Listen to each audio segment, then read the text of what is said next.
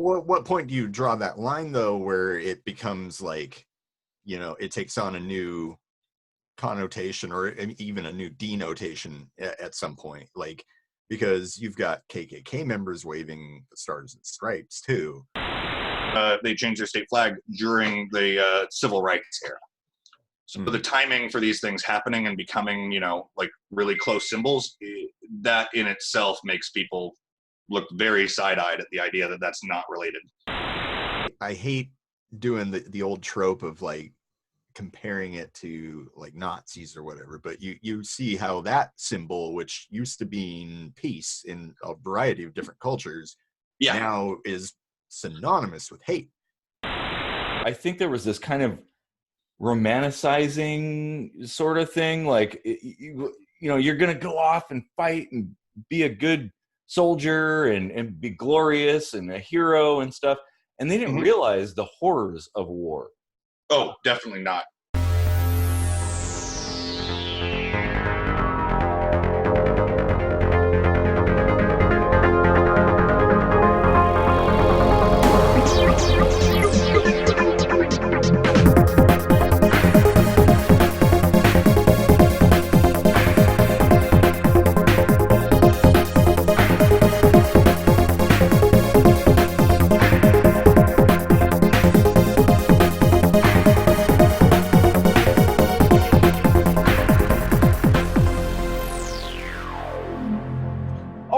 Welcome to another kitchen sink microscopy. I'm Eric Rosenblatt, and we would really, really, really love it if you would like and share this video and subscribe to the channel.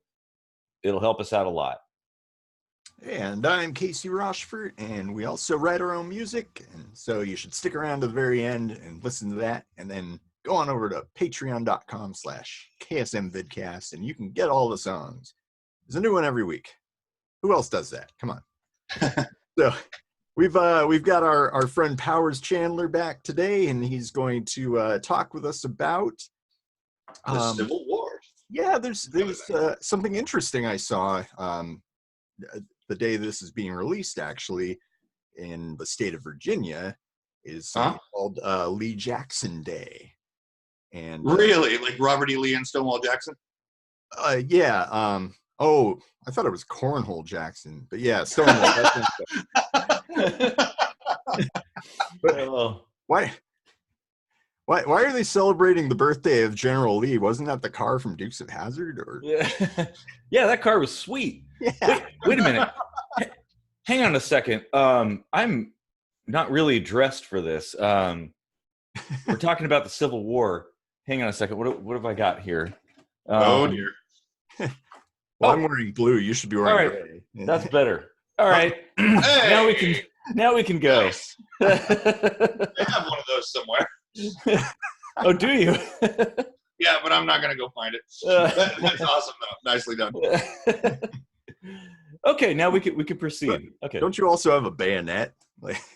Yeah, but it's not a period kind of thing. It's bayonet for like an AK, so that's not really the right thing. That was not a little later. Yeah. Well, anyway, I mean, we really with that. Lee Jackson Day is something that they're trying to make a holiday now. No, it's just a state holiday, but there's some controversy behind it. I mean, it's just I would imagine.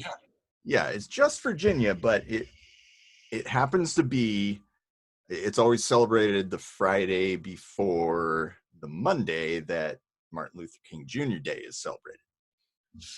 Fantastic. Is it actually, do they share a birthday, or is it actually one of their birthdays? Their birthdays are all pretty close. Martin Luther King was January 15th, and I don't remember off the top of my head what Cornhole Jackson and General Lee were, but yeah, they are technically close, so I don't know that you can 100% for sure say that there's like some racist underpinnings in the timing. No, you can just suspect that since it's the I mean those are the two big Virginian generals, I suppose. Yeah. Well, here's the thing. It would depend which I guess, holiday came first? How long have they been celebrating that day? You know. Yeah, that's true. I mean, they've been celebrating Jackson and Lee since, much, much, much longer before Martin Luther King or anyone, of the 20th century was born. But I don't mean celebrating it officially, like having an official day that they put right before Martin Luther King Day. That is the question. Like, I would bet that came up as a thing that started being regularly celebrated after Martin Luther King Day, but I don't know. Well, so here's what Wikipedia has to say about it. It's 4 tiny paragraphs. That's all they have for it. That's all they could agree on to put up there. Yeah. The holiday began in 1889, but in 1983, the holiday was merged with the new federal holiday of Martin Luther King Jr. Day. So they pushed it together like right as soon as they made Day holiday. Yep. That tracks. All right. Yeah. That's a little bit suspicious. Yeah. Yeah. And so that kind of begs the question, is the Confederacy inherently a racist organization, flying the Confederate flag and whatnot? Yes. There is no question about that. Having Southern pride is not inherently racist. The Confederacy is inherently a racist organization. They're not. That's not like you dig through things to try to piece that together and get suspicious. That's really explicit on their part. Like that is in most of their founding documents. That is in all of the debates that they had about what to do. That is also in the rationale for their choices of flags after the first one that was way too close to the Union flag and got a lot of people confused and killed on the battlefield. Well, actually, the Confederate flag wasn't the one that people consider to be the Confederate flag was a battle flag, not really the official flag of the Confederacy.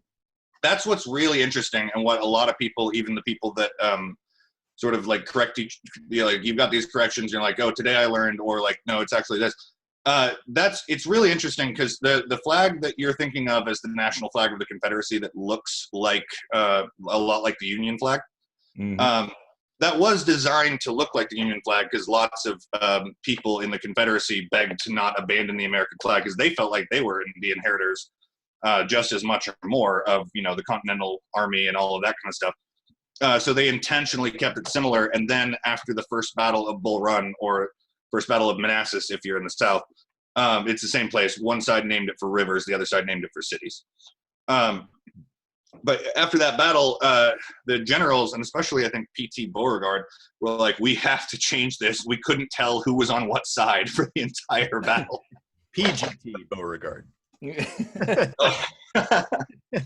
that's pretty important to have distinguishing colors or flags or whatever. Which is why they actually did change their national flag. So the one that people are saying is the national flag of the Confederacy, that's true. But it's only their first national flag. Their next national flags did use what we're calling the battle flag, but it was by that point a battle flag. It was an adaptation of a failed choice, one that the committee for their flag did not pick. Mm-hmm. The Confederacy had 3 official national flags. They first had the one that you're thinking of that looks a lot like the Union flag, and that one's called the Stars and Bars. A lot of people call the battle flag the Stars and Bars. It's not. And then the next one, everyone in the South loved the battle flag, because they were all hearing about, especially Lee's victories by 1863. It was the Army of Northern Virginia's battle flag, not even the battle flag for the whole Confederacy. But everybody loved it, and they also thought that by this point, their national flag should be different than the United States federal flag. But they also felt like they couldn't have it. So that flag is totally square. It's not rectangular. It is a battle symbol. Mm-hmm. So what they did was they then dressed that flag with something. They figured they'd take that and put it in the upper left corner, like the stars area on the United States flag, and then put something else on it. And there were a lot of arguments, but what they settled on was that it would be a pure white field.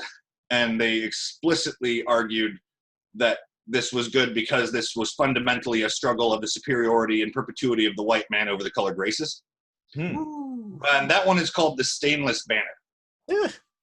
So that is literally just the Army of Northern Virginia's battle flag in the corner with just a white rectangular field around it. Soldiers didn't love this one either, since it looks especially sailors flag. Yes. When it's waving in the wind, or there's not a lot of wind, so you don't see it perfectly, it looks like a flag of truce. And I mean, as brutal as that war got toward the end, they still were pretty big on not doing false flags of truce and that kind of stuff. Because I mean, the moment that the other side thinks that you're doing that regularly, you no longer have a flag of truce. That's actually like a dangerous thing for everybody. So the soldiers were like, "Are you kidding me?" So they tried to change it again and then put a blue line through the middle of it. It's a up and down blue line. Don't draw any immediate comparisons to some modern controversial flags. But yeah, so an up and down blue line, or to have a red bar at the end that would just make it so that from whatever angle you could tell that was not a flag of truce. And so that was the third national Confederate flag, and that was called the Bloodstained Banner, because it had the red on the end of it, and also everybody dead. Bad times. Wow. Anyway, those are the three flags of the Confederacy. So two of the three that the Army of Northern Virginia's battle flag was also the fundamental part of the National Confederate flag. Huh. Interesting. So, oh, go ahead. No, yeah. Well, I was just gonna say, like, maybe I'm out of touch or something like that, but growing up, the Confederate flag to me and my friends represented rebellion. It didn't represent like racism or even the South, really. It was more like just a symbol of being defiant. And now it seems like people don't see it that way anymore. And I don't know, maybe things have changed, possibly. It's possible. It's also pretty decently likely to have different meanings by region. Yeah. Like, where did you grow up? Here in Tacoma. Yeah, Washington. Okay. Yeah, so here you're not going, I mean, we're very, very far removed from the Confederacy, for one thing. Oh, yeah. I mean, you had a secessionist movement in the Northwest at the time that, while I'm sure it was full of racists because it was the middle of the 19th century, was not really about that so explicitly. But they ended their secessionist movement the moment that the South did theirs, because they were like, "Oh, whoa, wait, no, don't. We're not the same thing. Don't come crush us." At the time, they figured that they were far enough away and small enough that they'd let them go. But yeah, so like you had that kind of thing going on, but it is not. It would make sense to me, especially like pre-internet being everywhere, that regions like here, even though you'll have white supremacist groups in the regions, especially like Spokane, for instance, that generally speaking, that's not what the flag symbolized to them. Whereas in the South and in the industrial regions in the Rust Belt that are right next to the South, and where a lot of ex-slaves moved out of into there, that have had much more visceral, explicit recent racial tensions, had that at the time that you were growing up, probably. Yeah. That would be a much more obvious connection. You know what I mean? Mm-hmm. Yeah.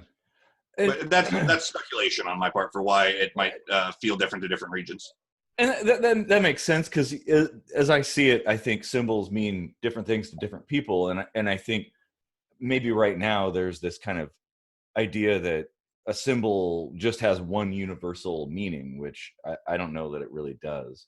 Yeah, but there is also almost a globalizing force because of the internet that makes it more and more likely that symbols have one very primary meaning, because that's totally true. Yeah. So connected. So I agree with you. I'm not sure how that goes. And I think it might be getting more and more likely that symbols really only carry one major meaning in mainstream culture.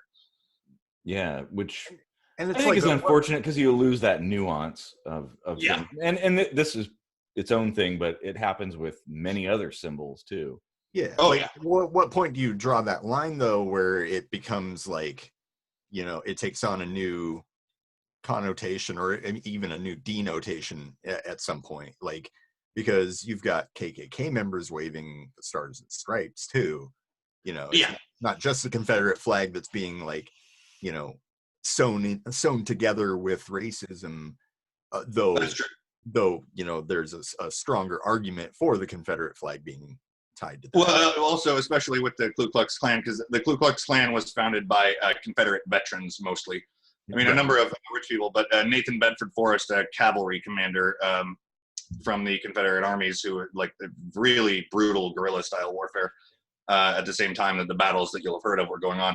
He founded it, and it was very, very much an explicitly Confederate-ish organization at that time, at least. Right. You've also got so like a bunch of the state flags that had the Confederate flag on them. I mean, even I think it might be Georgia that still has a flag that is almost identical to the first Confederate flag, the one that looks like the Stars and Stripes. Huh. Called the Stars and Bars. And I think Alabama is the only one that still has the Army of Northern Virginia's flag on it, and most of them removed that in the like around 2000. But those things, this is another thing that sort of feeds into like why people perceive it in different ways. Those things went onto the state flags. They weren't on the state flags for most of those states the entire time after the Civil War. Like, they were not the state flags during the Civil War. They weren't the state flags immediately after. There are two batches of two periods in the 20th century when that stuff really came back up. And one was around the time that like Birth of a Nation was coming out, and sort of around the time that the South reasserted like white supremacy after Reconstruction and the Union forces had left for the Reconstruction era, and Jim Crow, when Jim Crow went into effect, is that era. The next time that a bunch of states started putting up statues, I think most of the Confederate general statues went up during that point, I think. And a lot of the state flags, and I might be mixing these up, it might be the other way around. But a lot of these flags ended up, they changed their state flag during the Civil Rights era. So the timing for these things happening and becoming, like really close symbols, that in itself makes people look very side-eyed at the idea that that's not related. Right. Mm-hmm. Huh. Yeah. So there's always this contention between I've seen articles about this particular issue with the flag and how some people interpret it as racist, and then there are some people who claim that they're flying it for other reasons. There's historians that say, well, the Confederacy wasn't just built on racism. It had a host of other reasons that they were trying to secede from the Union. Sure. It was a nation with somewhere in the area of like 13 million-ish people, something like that. Yeah, they're going to have a complex society and other things to do. But I know what you mean. I've read a lot of those takes too. But the Confederacy was very explicit in how central, in their own writings, in how central the superiority of the white man over the colored races is the term that they use a lot, and how central that was to the whole concept. Yeah. And so that helps make a through line over the more complicated arguments about like the concepts of states' rights and states' rights to do what, and states' rights, from whom, and things like that. The Confederacy was not coy about its principles, even if those other arguments in isolation of the events have some interesting merits. Do you get what I mean? Yeah. It's like I tend to fall on the side of thinking that there is definitely like a racist element attached to it, and just knowing how much it triggers people. It like I hate doing the old trope of like comparing it to like Nazis or whatever, but you see how that symbol, which used to mean peace in a variety of different cultures, now is synonymous with hate. And from the Celtic areas to Finland to India to Japan, and Japanese temples still use it as on maps. Native Americans, I believe, also used it. Sure. It's interesting geometry. Like, it makes sense that all these sculptures would do it.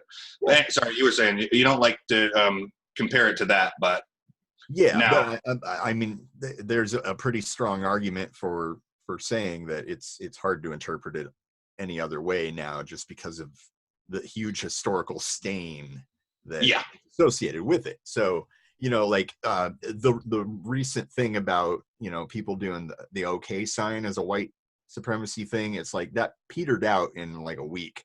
So like, I don't think anyone's like, hey, don't do this anymore. You know, like, I think they kind of forgot about that. Well, there weren't battles fought and thousands and thousands of people dying over the OK sign. So thousands of people on the one, millions and millions on the other. The OK sign probably claimed a couple scandalized lives. Yeah. Yeah, no, I definitely get what you mean. I served in the Battle of the OK sign. The Great Flame War on 4chan's political board of 2015. Do they have a battle flag? 4chan? That's a good question, because they've got that Kekistan flag that they like to. I have no idea if it has a battle flag. I got to look into that. I don't think that. I'm pretty sure that's not connected with the OK sign. I think that was kind of its own thing. But yeah, Kekistan. Oh yeah. I think there's just a lot of people that are part of one that were part of that. I don't think that's fundamentally related. Yeah. I think their flag is that cartoon that's like, look here, look over there, look here, now look here, and then it's like. Just like the ultimate trolling image as a flag. Look, I got something. Oh, go ahead. Oh, I was going to ask, you know, you being one who's interested in history and knows a lot about it. What do you think? Because it's my understanding that a fairly lesser percentage of the population in the South owned slaves.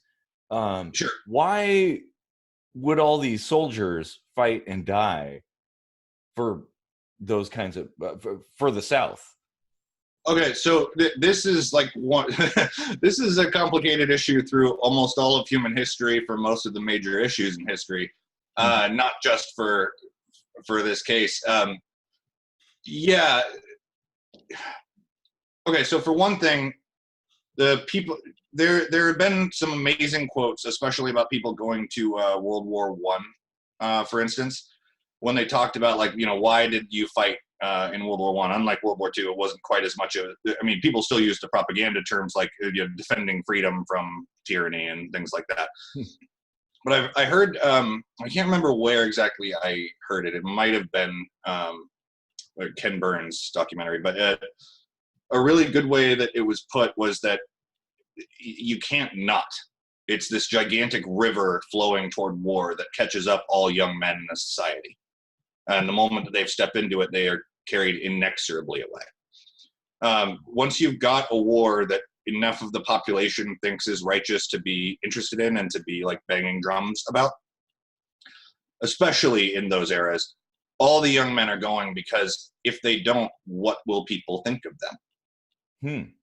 Wow. Not only is war more often back then, especially when it's been a long time since a bloody war in that society, is thought of as glorious and a time for a young man to become a hero and make his name and prove himself. But if he doesn't, he is a coward, like really, really stigmatized. And so you've got this mutual peer pressure being carried all around. So that is one reason that poor people go to fight for the rights of slave owners. Just like in a lot of wars that don't have such, you know, clear moral lines, poor people effectively go to fight for the interests of the rich people in their society. Yeah. There was a quote from the Christmas truce, I think, in World War I. This a German soldier, you know, made some speech during it about how the masters make war and the servants go and fight it. This was when they on Christmas Eve and Christmas Day, they stopped shooting and came out and spoke to each other and played soccer. And things like that, considered sort of American. And things. Yeah, that was, very interested in that particular. He says, the masters have a quarrel and the servants make war. Has there anything ever been so foolish? That byline goes through a lot of the conflicts in history. So that's one angle to answer that question at, is that they get carried away because their society's at war.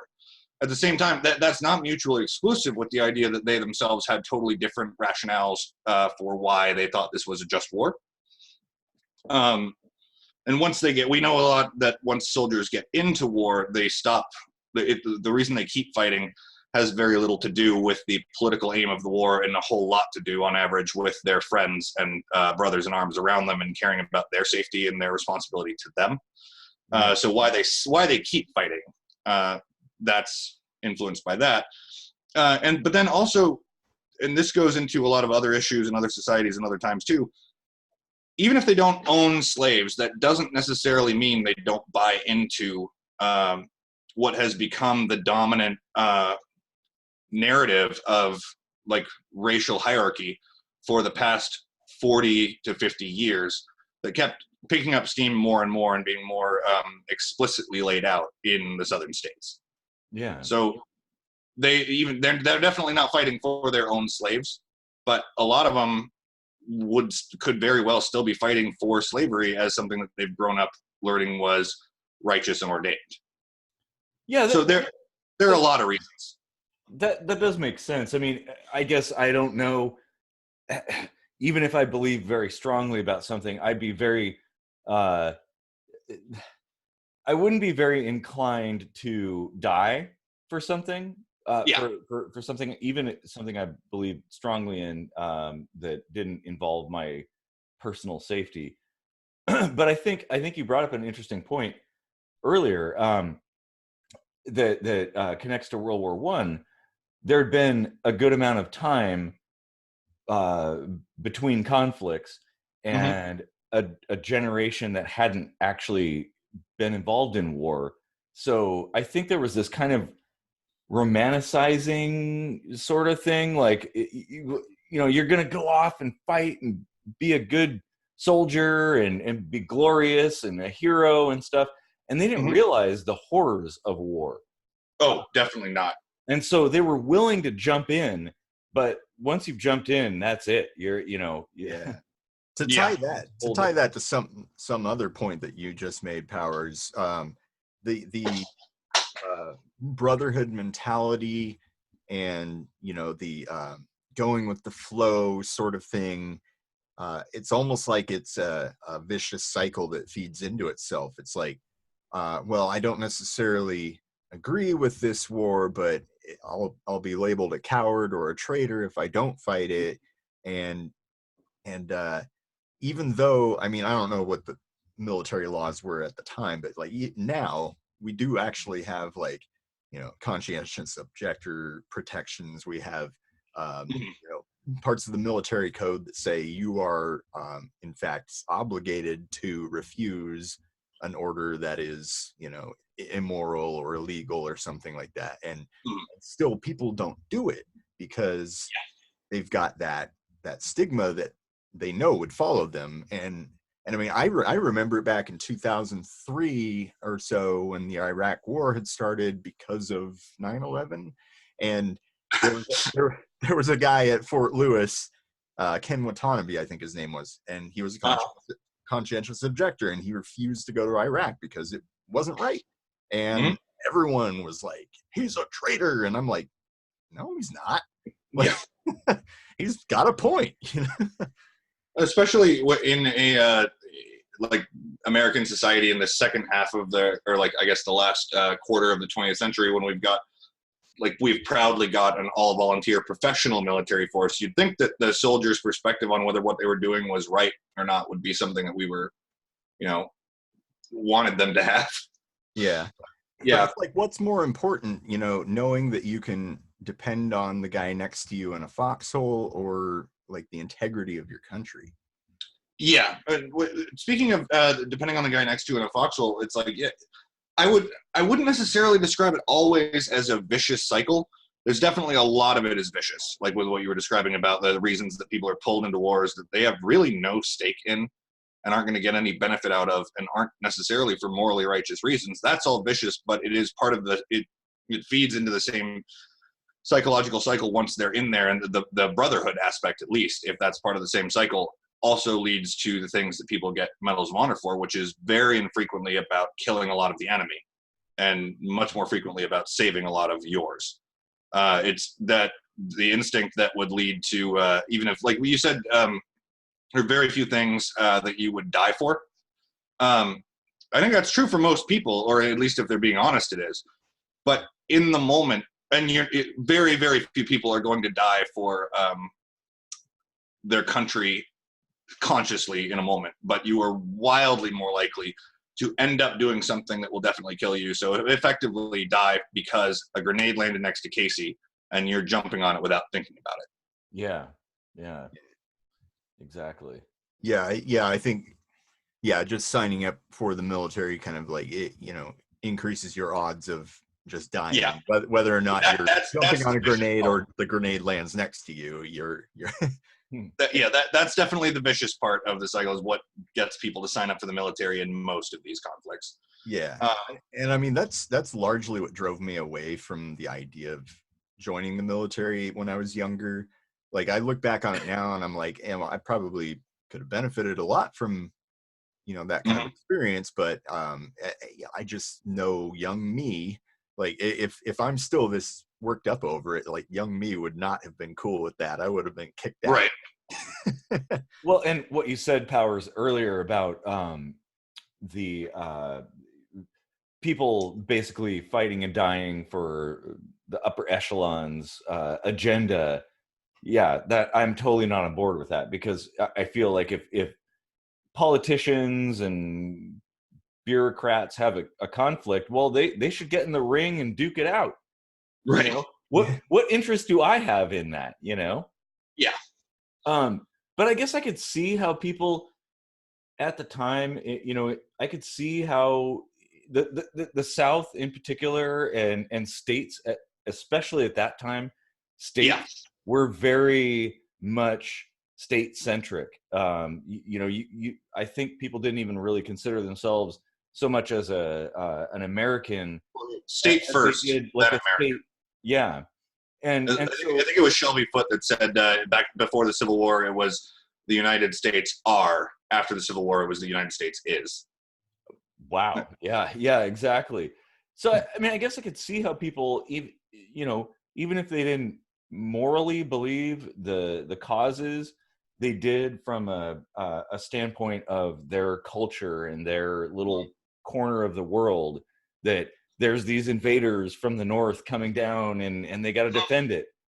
And even if they don't believe in the cause that the war is about, they believe in their homeland, and defending it at all costs made sense, I guess. And then once you're part of an enterprise like that, even if you joined because, and really to the border states, the ones that ended up seceding after the first secessions, so the Union was sending soldiers down because of Fort Sumter, among other reasons. The border states like Virginia at that time that seceded afterwards because federal forces were moving over their land without their explicit permission. Yeah, to a lot of them, it would be legitimate to see that as, a foreign invader at the beginning. But once even if they didn't believe in the morality of any of the white supremacy aspects, once you're in an enterprise like that, part of it, working for it and watching people that you love dying for it nominally, you are very likely to gradually convince yourself of the righteousness of what you're doing and why your friends having died was worth it. And broadly, like without thinking about it, change your perspective and mentality on what the conflict is about, or how righteous you see the things you already knew the conflict was about, because your best friend couldn't have died for this. That's a really good point. Wow. And I think that's something important to note, the nuance of things. Like, I think it's, we can look back through time through our lens of today and judge it. But I don't know that we can, because it was a different time back then. Yeah. So yeah. I mean, Yeah. Go ahead. Sorry. Go ahead. Oh, and you know, here's the thing: these are human beings who are fighting and dying. They're Americans, even if they wanted to secede. Now, not that the average citizen was signing a piece of paper saying, "I'm going to secede from the Union," Yeah. but the states did. So, you know, they were part of it, I guess. But I think it's more complex than people say. And you know, you've got American people fighting and dying, fighting each other. And so I think it's an important time to I have a problem with just shoving it all under the rug and acting like it never happened. Yeah. I think in fact it does us a better service to analyze it and remember it and talk about it than it does to forget it, because I think it could happen again if we didn't.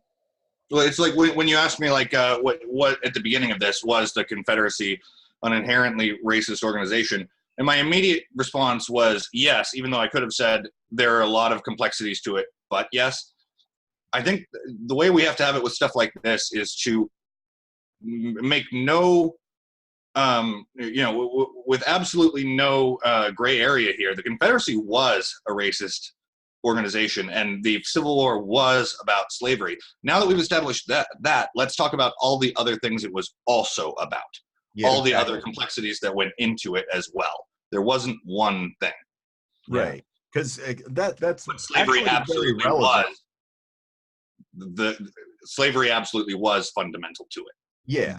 But yeah, like taking into consideration the other things is very relevant, because if there is something that was in that agenda that someone could conceivably carry pride in, I could see their argument for saying, hey, this means to me something completely different, you know. But you know, that's a real uphill battle, I think.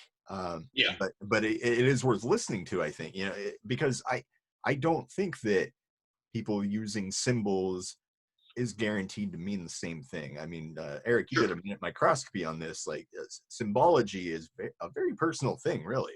Yeah, and it is. And like I was saying, you know, when I was growing up, if you had the Confederate flag, you know, displayed, it had nothing to do with race. It was everything to do with defiance. Yeah, and that's regional, and that's also something you have to consider too, you know. And also, like Eric said a moment ago, like just to agree with that. Yeah, when you say I think it's more complicated than that, literally everything we talk about online is more complicated than the way people talk about it. That is totally true. Yeah, it's not as compelling and interesting to get bogged down in the reads about all the complexities. It's much more easier to bring people along and get excited about with the one through line narrative or the one cause. No, but so Casey, you mentioned earlier something where you said you didn't like the trope of directly comparing the Confederate flag and the Nazi flag, and I agree, but I've got a funny little thing for you on that, which is that neo-Nazis in Germany use the Confederate flag. A lot, and the reason being because Nazi symbolism is not allowed. Like they have very strict laws against that, and so the neo-Nazis in Germany looked for the next best symbol, and the one that they found was the Confederate flag, which originally, like, that's what they're using it for, and they've definitely got ideological and historical reasons to use it that way, but that doesn't mean, you know, that has to be how it's being used by someone in Tacoma, for instance. I just thought that was really funny. Wow, yeah, that is. Also, but in Nuremberg, there is a two shops side by side that I think are owned by the same person, but it is the America store and the British Empire store, and they carry like foreign goods, and they were the only place that I could find root beer when I was doing an extended stay in Europe. So again, Nuremberg. But to get to the root beer, I had to walk through aisles of M60 airsoft machine guns and Confederate flags emblazing everything, more than the stars and stripes, which I thought was a little bit odd for Nuremberg. Wow, that's crazy. That's really Interesting. Like I've never heard that particular kind of anecdote before. That's Yeah. wow. I'm pretty sure the shop owners weren't thinking about it. I hope they weren't thinking about it. I mean that's very telling. Like we have a very, you know, ethnocentric view of ourselves, but from the outside looking in, this is the way we are perceived. That we gotta consider that when Yeah. you know when we get a little introspective and say like, well, what can we fix? What are we doing wrong? You know, like, hey, Yep. the rest of the world thinks we fly the Confederate flag more than Monster trucks, Confederate flags, M60 machine guns, and individually sliced packaged cheese. Okay, they're right on one of 4 counts, but yeah. I'm okay with a couple of those. Yeah, that is really interesting, and I think it's important to, if that's the case, to try to change that, because I think that, God, okay, I was about to go down a rabbit hole, but I'm going to avoid that. Let's see. Speaking about the Civil War, to me the World War II is my favorite war, but I do really enjoy reading about stuff from the Civil War time period. It's super fascinating, like ironclads, like oh man. Oh yeah, I love the Monitor and the Merrimack dueling it out for hours without being able to sink each other. Oh yeah, totally. And you know, it was the kind of the beginning of Industrial Revolution stuff. You know, it was also when you guys were saying that like it had been a long time, so they didn't realize how bloody it was, and that is the way I meant it. But it also occurred to me when you were saying that, like, they didn't, and also no one did. The change in technology with the mini ball and the rifled musket and the accuracy of cannons, there was no precedent in Western warfare of the previous centuries for how brutal and terrifying this conflict was going to be. And the casualties just shocked people around the world. Every European country sent military attaches to try to figure out what was going on. Yeah, and you combine like the Minet ball with the invention of the Gatling gun and things like that. Oh, it was brutal. Yeah, and I think it's called it's maybe case or shrapnel shot, but it's very much like grape shot on ships with like just a whole bunch of little balls. But in this case, it is a timed fuse on a casing that can be fired directly over enemy regiments and explode above them to shower the ground in thousands of pellets. And so instead of having cannonballs that are bouncing through the ranks, like maybe you see in The Patriot with Mel Gibson, what happens is that you've got a thing that explodes in the air, and if you were watching, you would see this line of 1,000 men, and suddenly half of them are gone. Wow. Just a hole opened up. Oh my God. Yeah. That's a bit of an exaggeration about how many, but that is what it could look like, of just, 100 men at a time just fell like their strings had been cut, like they were puppets. Yeah, and then that was unprecedented. Yeah, I mean, the effectiveness was absolutely unprecedented. Yeah. And the Europeans, some of them learned lessons. The Germans learned about railroads and mass mobilization of huge populations just in time to really shock the world by beating the French within weeks in the Franco-Prussian War. And then none of the European powers seemed to get the memo about how deadly the new artillery and the new rifles were, since they marched into World War I not having learned many of those lessons. Yeah, wasn't World War I fought with, like, there were actually kind of a substantial number of horses? Yeah, well, they were actually a very substantial number of horses in World War II as well. The German army on the Eastern Front used more horses than it did jeeps. That's crazy. We're talking like the V2 rocket, jet power and all this stuff, and people using there was metal shortages though, so it stands to reason. Exactly.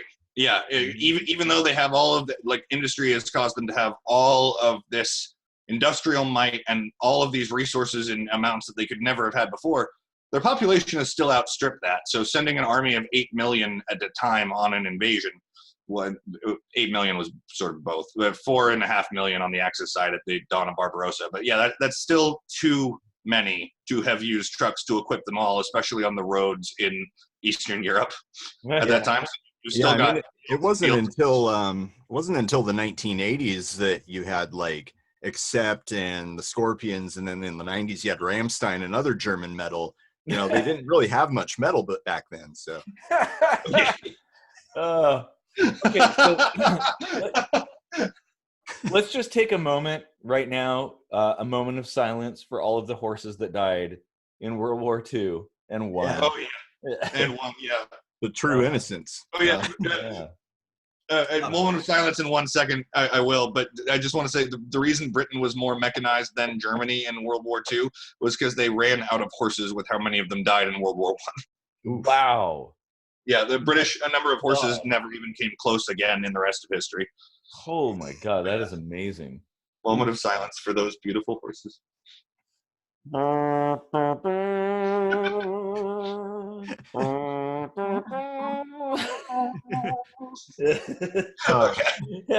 So, all right. To come back to the Confederate stuff with, I want to kind of tie it into what's going on today. There's this thinking that there's a kind of seed, an inherent underground racism in the Democratic Party, which you could almost say is kind of like the ideals of the North or whatever. And sure. The Union was certainly no saints in regards to slave ownership, right? So yeah, I mean, if you mean, well, I mean, so that slavery was outlawed in most of the northern states. The ones that it wasn't outlawed in was because like until Lincoln in 64 or 63, until the Emancipation Proclamation, which still only freed the slaves in occupied areas.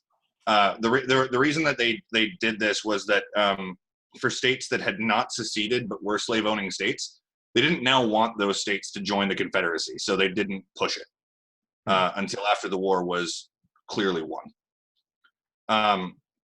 But yeah, but almost all the northern states that we think of as northern states, they didn't have legal slavery at that point. Although for a lot of them, that might have been only like 20 years by that point that they hadn't. Oh, really? Okay. So I've always been under the impression that even during this skirmish, there was still slave ownership in the North. No, there were some border states that were part of the Union still that had slavery, but the slave and free states were at this point determined by the Mason-Dixon line. And then a compromise that was supposed to, it was as new states came into the Union. So the Union was a lot more populous than the South, a lot more. This is also where you get like the 3/5 compromise about that everyone looks back on with such horror, like that slaves counted as 3/5 of a person for voting, was so that the South could get more congressmen in the lower house. And then you got that, and then so and then on top of that, the North is just much more populous, and so the House of Representatives, the South is wildly outnumbered in Congress, so they depend on the Senate being able to protect their slavery, and so they need each new state that comes in to have at least, it happens to be at an impasse for slave states and free states. They need each new state to come in to not mess that up. And the North, generally speaking, the northern states don't want new states coming in that are all slave states, because they could turn it around and make it so that, any free black person like that slave catchers could just walk into northern states and grab them instead of having, local control. And they have those problems. So they have compromise, putting a line through North America that says, south of here, all states that come into the Union will be slave states, and north of here, they'll be free. Huh. Well, that doesn't work out, because after a while, the Southerners looked at the map and realized that they had been bad at their geography. Because, as you may know, we're north of Maine here in Seattle. Yeah. The west side of the United States is much further north than it seems to feel like looking on a map. And so, especially with things like the Pig War, between the Americans and the British in Puget Sound, but where these new borders were being drawn, it was very clear that there would be a lot more new states north of that line than there would be ones south of that line over time. And so the South sort of saw writing on the wall about that compromise. And so they tried to renegotiate, and led to ideas like states getting to vote on whether they were going to be free or slave before they came in. And you have things like Kansas burning, I believe is the term for it, where you're just pouring abolitionists and hardcore slavery enthusiasts into the state to murder each other to get the right population amount when the vote for statehood happens. Wow. Gee. Yeah. Oh my God. What a colorful history we have. Yep. Mostly red, I think. Yeah. we don't have a lot of skeletons in our closet because we had to buy a vault. Well, and also our history is relatively short compared to quite a few other countries. So yeah. I mean, that doesn't. Although, funnily enough, we are one of the oldest governments left in the world now. Really? Yeah. Oh wow. Yeah. The 19th and 20th centuries were revolution and overthrow of old systems all over the world. So even though we are one of the youngest countries as far as peoples and cultures, we are one of the oldest continuous constitutional governments. Wow. Mm-hmm. I was not aware of that. Clearly, we have to. Trivia. Clearly, we've got to talk about history more. Yeah. At a later time, of course, because Absolutely. Yeah, we got to do more of these. This might be a good time to ask. How's your podcast formulation? We had a little bit of a personnel issue and had to move to a new, a slightly new format where what we're going to be doing is having 2 regulars and then a rotating guest. And I want to get it so that we have a stable of rotating guests so that listeners are likely to recognize them, from previous episodes at certain points. I would love to have you guys on for something at some point soon. We're almost done with editing the original 12 episodes, but we want to try to get a couple in this new format out since the third person is no longer involved with the project. Okay. Yeah. Okay. So if you want the history of computers or hacking, oh yeah, absolutely, or freaking or anything like that, I'm the guy. I can. That sounds awesome. I would love to do that. Yeah. Are we friends on Facebook at this point, Eric? I don't think so, but all right, send me a request, and we will set that up soon. All right, perfect. Yeah, awesome. Cool. Always a pleasure, guys. I very much enjoy talking to you. Yeah. This has been a lot of fun. What? Why don't you plug your podcast? Sure. I and a close friend of mine, Michael Fainbloom, have created the Layman podcast, which is also going to have a side project called Journeyman involving video coming out with it at some point soon. We have had a rocky start, but we are just about ready to release, I believe, 13 episodes to start ourselves off. So keep an eye out for that on anywhere that you can find podcasts, including the iTunes store. And I would love to work with you guys again, and especially have something and have you guys on ours, but have something to actually show. Yeah, definitely. Look forward to it. Absolutely. Yeah, this has been a lot of fun. I feel like we could probably go on for hours, but easily we could. Yeah, but yeah, absolutely. I would love to be on again anytime you guys are doing anything about history of, well, pretty much any time, but especially this kind of stuff. I enjoy it. All right, awesome. Yeah, that was a lot of fun. Yeah, thanks for joining us. That was great. Thank you for having me. Mm-hmm. Cool. Well, another great conversation. If you like the little history tidbits, watch out for the Layman and then the subsequent Journeyman as well, which is remind me again. That's going to be more in depth. That's going to be shorter segments, more in depth for a video series. Gotcha. Okay. Cool. Like we're going to talk about some things and get into, the broad aspects of them, introduce people, and then go into a lot of detail that we weren't able to get to in those episodes. Okay, cool. Huh. It's kind of a mirror image of our minute microscopy, which is like a super short, condensed like overview of stuff.